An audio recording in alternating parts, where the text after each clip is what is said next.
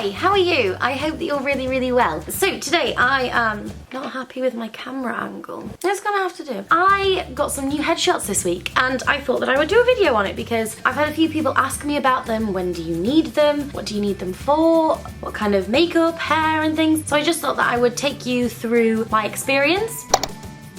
The first thing I would say to start with is research and finding the right headshot photographer for you. Headshots can be super expensive, so try to look for deals. I think a really good source of information is always Twitter. Have a look at people whose headshots you like and then try to find out who did their headshots for them. They are expensive and I would not suggest getting them unless you actually need to. I had my headshots taken the other day. I put a few of them on my Instagram and I had a few people saying, oh, you know, should I get headshots? I'm still in school. And I think that you should only really get headshots if you actually are looking to sign with an agent and if you are wanting to actually go to professional auditions. You don't specifically need an agent, but you know, if you are going to professional auditions, you will need a headshot. You don't necessarily need one to get into drama school, and it's an expense that you probably don't need to put yourself through. So as I say, unless it's for professional auditions, then I wouldn't worry too much about it unless like your drama group, for example, asks specifically for you to get headshots. What else is there to say about research? Yeah, try to find somebody who seems friendly. I've had headshots before where I've not had like any conversation with the photographer. It's an awkward thing standing there and smiling like for like 2 hours. So you want to feel relaxed, you want to be able to have a joke with them. So I think that's a big part of it as well. So do try to find somebody who seems to have a light-hearted nature or a similar sense of humour to you. Yeah, and as I say, I think Twitter's great for it. So I decided to go with the headshot box. I know Paul, who took the photos from his previous job, but also he has an amazing portfolio of headshots that he's done for people and he's a fantastic photographer. So I knew straight away that I wanted to go with him. And then when my agent said, we think you should get new headshots, she also suggested that I go with Paul, which I was like, fine. It was amazing. And just because he's a generally really nice guy, the whole experience was just so nice. Arranging it was super easy. He gave me lots of different slots of availability. And also we went to his studio and he has 2 little dogs and they were there while we were having the photo shoot, and oh my god, it just made it so much better having 2 dogs there. I mean, what more can you ask for in this world?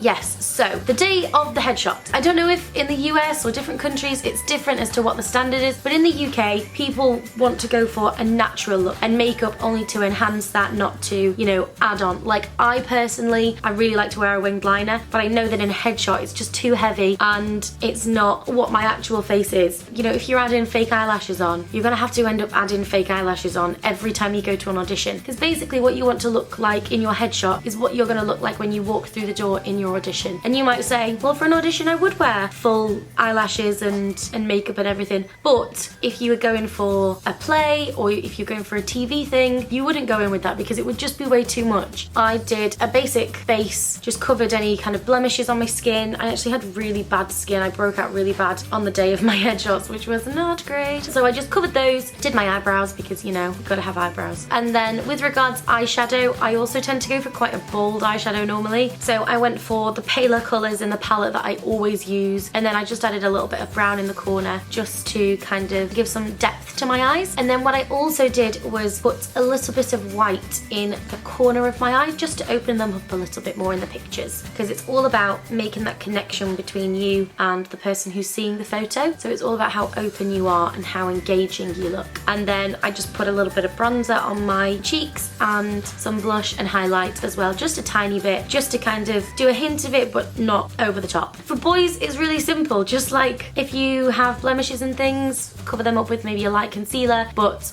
you don't need any makeup more than that. If you're a girl who would never wear makeup, don't feel that you need to put loads on, maybe just a bit of mascara to open up your eyes. Now with regard to hair, I actually prefer my hair the most when it's got a slight curl in it and some waves and things, but it's not what I look like every day. I tend to wear my hair straight with a slight curl. So all I did on the day of my headshots was wash my hair so it was super fresh, super clean. Then I just ran a straightener through it with a slight curl at the end. Very, very slight though, because that's how I look most days. A headshot is all about seeing more than just a picture of your face. It's about seeing who you are as a character, how engaging you are, how open you are. what to wear, I must have taken about 12 options, I think, and we ended up using 3 because you want something that's relatively like tight fitting. So we used this black top that I'm wearing right now. Black is a simple statement one. I would always suggest going for a black and something tight because you want to be able to see where your body is, if that makes sense.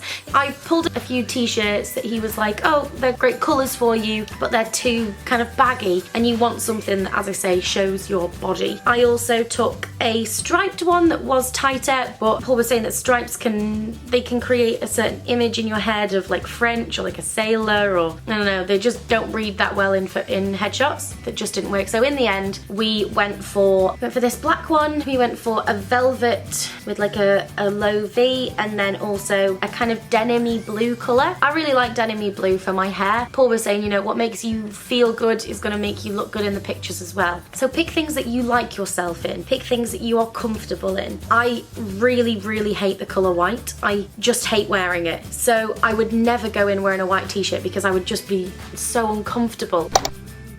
So the actual headshot session, it's all about being relaxed, which I find really hard.